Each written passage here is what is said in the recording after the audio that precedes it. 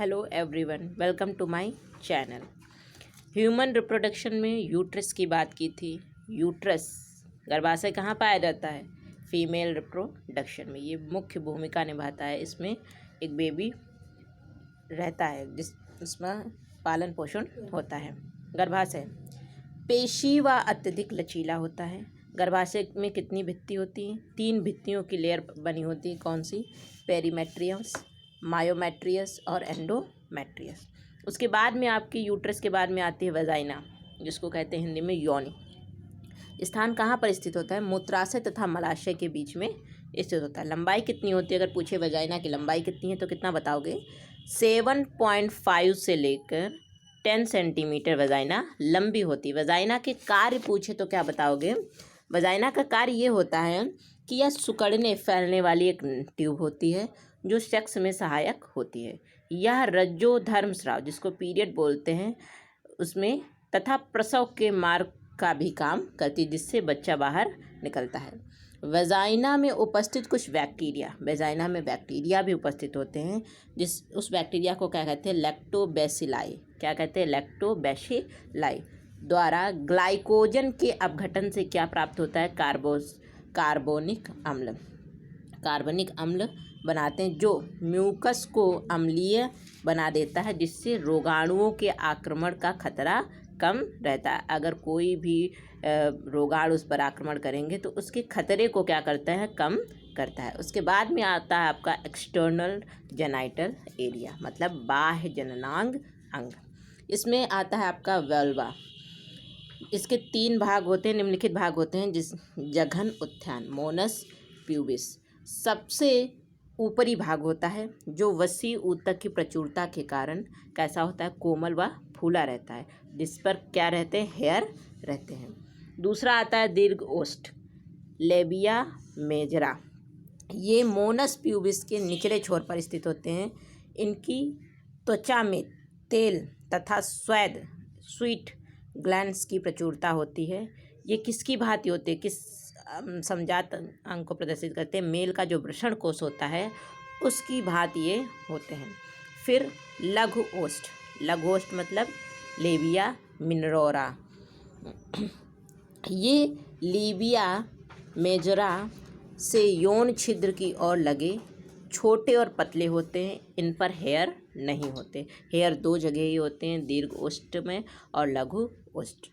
दीर्घ ओष्ठ और जघन उत्थान में, लेकिन लघु ओष्ठ में हेयर नहीं होते। उसके बाद में आता है प्रकोष्ठ।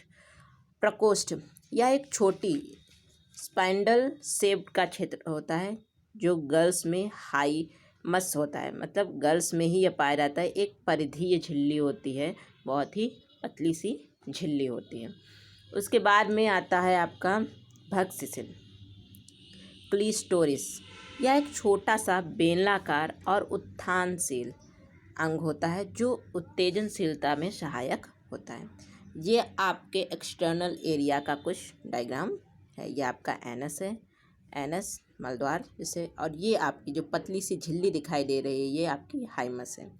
ये आपका एक्सटर्नल यूरेथ्रल ऑरिफिस है ये। और ये आपका क्या है? ये वाला पॉइंट जो बीच में दिखाई दे रहा है ये आपका है भग्नशिशन, क्लिटोरिस। फिर ये जो ऊपर ट्यूब जैसी दिखाई दे रही है ये क्या है? आपकी प्रीप्यूज ऑफ क्लिटोरिस। फिर इसके बाद में ये आपके क्या हैं?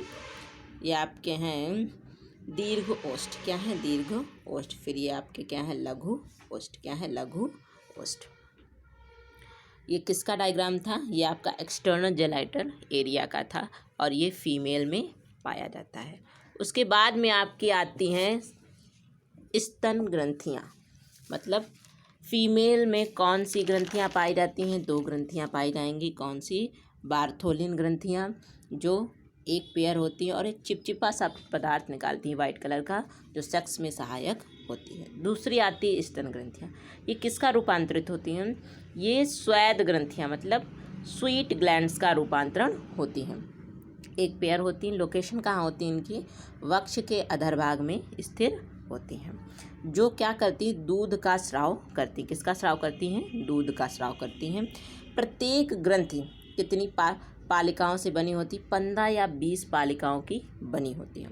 शिशु जनन के पश्चात स्तन ग्रंथियों के प्रथम स्राव को क्या कहते हैं? स्तन ग्रंथियों से जो प्रथम दूध निकलता है, जो बच्चे को पिलाया जाता है 1 घंटे के अंतराल, उसे क्या कहते हैं? कोलेस्ट्रम।